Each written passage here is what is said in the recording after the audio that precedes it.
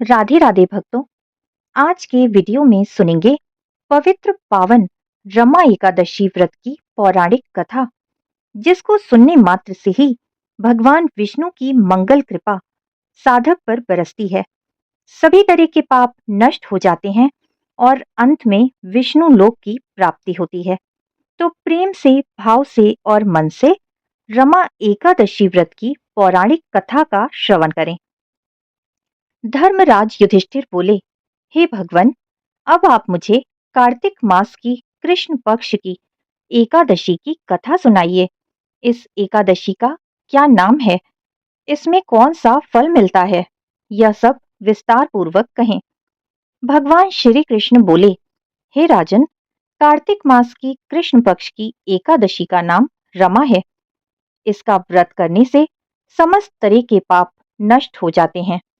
इसकी कथा इस प्रकार है। प्राचीन काल में मुचकुंद नाम का एक राजा राज्य करता था। उसके इंद्र, वरुण, कुबेर, विभीषण आदि मित्र थे। वह सत्यवादी तथा विष्णु भक्त था। उसका राज्य बिल्कुल निष्कंटक था। उसके एक उत्तम चंद्रभागा नाम की पुत्री उत्पन्न हुई। उस लड़की का विवाह राजा चंद्रसेन के पुत्र शोभन के साथ किया। एक समय जबकि वह अपनी ससुराल में थी, एक एकादशी पड़ी। चंद्रभागा सोचने लगी कि अब एकादशी समीप ही आ गई है, परंतु मेरे पति अत्यंत कमजोर हैं, इसलिए वह यह व्रत नहीं कर सकते, परंतु मेरे पिता की कठिन आज्ञा है। जब दशमी आई तब राज्य में ढिंढोरा पिटा, तो उसको सुनकर शोभन अपनी पत्नी के पास गया और बोला, हे प्रिय, तुम मुझे कुछ उपाय बतलाओ, क्योंकि मैं व्रत करूंगा तो मैं अवश्य ही मर जाऊंगा। इस पर चंद्रभागा बोली, हे प्राणनाथ, मेरे पिताजी के राज्य में एकादशी के दिन कोई भी भोजन नहीं कर सकता। यहाँ तक कि हाथी, घोड़ा, ऊंट, पशु आदि भी तृण, अन्न, जल आदि ग्रहण नहीं करते। फिर यहाँ मनुष्य कैसे भोजन कर सकते हैं?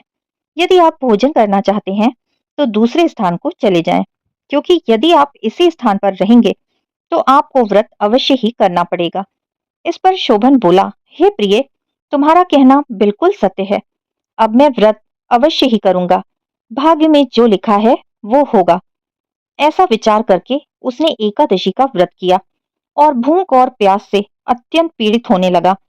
सूर्य भगवान भी अस्त हो गए और जागरण के लिए रात्रि हुई। वह रात्रि शोभन को दुख देने वाली थी। दूसरे दिन प्रातः से ही पूर्व शोभन इस संसार से चल बसा। राजा ने उसके मृतक शरीर को दहन करा दिया। चंद्रभागा अपने पति की आज्ञा अनुसार अग्नि में दहन न हुई, परंतु पिता के घर में रहना उत्तम समझा। रमा एकादशी के प्रभाव से शोभन को मंदरांचल पर्वत पर धन्य धान्य से युक्त तथा शत्रु रहित एक उत्तम नगर प्राप्त हुआ। उसके महल में रत्न तथा स्वर्ण के खंभे लगे हुए थे। वहां पर वह स्वर्ण तथा मणियों के सिंहासन पर सुंदर वस्त्र तथा आभूषण से युक्त बैठा हुआ था। आभूषणों से युक्त गंधर्व तथा अप्सरा इसकी स्तुति कर रहे थे। उस समय राजा शोभन दूसरा इंद्र प्रतीत हो रहा था।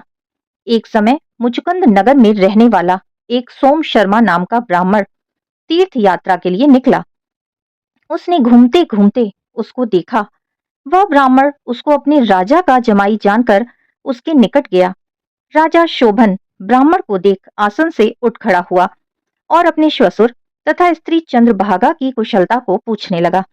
सोम शर्मा ब्राह्मण बोला, हे राजन, हमारे राजा कुशल पूर्वक हैं तथा आपकी पत्नी चंद्रभागा भी कुशल हैं। अब आप अपना वृतांत बतलाइए।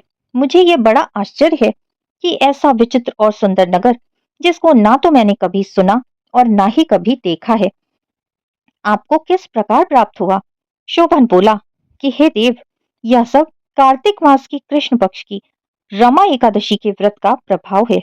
इसी से मुझे यह अनुपम नगर प्राप्त हुआ है, परंतु यह अध्रुव है। इस पर ब्राह्मण बोला, हे राजन, यह अध्रुव क्यों है और ध्रुव किस प्रकार हो सकता है? सो आप मुझे समझाएं। मैं आपके कहे अनुसार ही करूंगा। आप इसको बिल्कुल छूट ना समझें। शोभन बोला, हे देव, मैंने अश्रद्धा पूर्वक व्रत किया था, उसके प्रभाव से मुझे यह नगर प्राप्त हुआ। इसलिए मैं इसे अध्रुव मानता हूँ। यदि तुम इस वृतांत को राजा मुचुकुंद की पुत्री चंद्रभागा से कहोगे तो वह उसको ध्रुव बना सकती है। ब्राह्मण ने वहां आकर चंद्रभागा से समस्त वृतांत कह दिया। इस पर राजकन्या चंद्रभागा बोली, हे ब्राह्मण देव, आप क्या वह सब वृतांत प्रत्यक्ष देख कर आए हैं या अपना स्वप्न कह रहे हैं? इस पर ब्राह्मण बोला, हे पुत्री, मैंने तेरे पति शोभन तथा उसके नगर को प्रत्यक्ष देखा है, परंतु वह नगर अध्रुव है। तू कोई ऐसा उपाय कर जिससे कि वह ध्रुव हो जाए। इस पर चंद्रभागा बोली, हे महाराज, आप मुझे उस नगर की ओर ले चलिए। मैं अपने पति को देखना चाहती हूँ। मैं अपने व्रत के प्रभाव से उस नगर को ध्रुव बना लूंगी। चंद्रभागा के वचनों को सुनकर वह ब्राह्मण उसको मंदरांचल पर्वत के पास वामदेव के आश्रम को ले गया। वामदेव ने उसकी कथा को सुनकर चंद्रभागा का मंत्रों से अभिषेक किया। चंद्रभागा मंत्रों तथा व्रत के प्रभाव से दिव्य देह धारण करके पति के पास चली गई। शोभन ने अपनी स्त्री चंद्रभागा को देखकर प्रसन्नता पूर्वक उसे अपने वाम अंग में बैठाया। चंद्रभागा बोली, हे प्राणनाथ, अब आप मेरे पुण्य को सुनिए। जब मैं अपने पिता के घर में 8 वर्ष की थी, तभी से मैं सविधि एकादशी का व्रत करने लगी हूँ। उन्हीं व्रतों के प्रभाव से आपका यह नगर ध्रुव हो जाएगा और समस्त कर्मों से युक्त होकर प्रलय के अंत तक रहेगा। चंद्रभागा दिव्य रूप धारण करके तथा दिव्य वस्त्रालंकारों से सजकर अपने पति के साथ आनंद पूर्वक रहने लगी और शोभन उसके साथ आनंद पूर्वक राज्य करने लगा। हे राजन, यह मैंने रमा एकादशी का महात्म्य कहा। जो मनुष्य रमा एकादशी के व्रत को करते हैं, उनके समस्त ब्रह्म हत्या आदि के पाप नष्ट हो जाते हैं। जो मनुष्य रमा एकादशी का महात्म्य सुनते हैं, वह अंत समय में विष्णु लोक को जाते हैं। रमा एकादशी व्रत कथा संपूर्णम।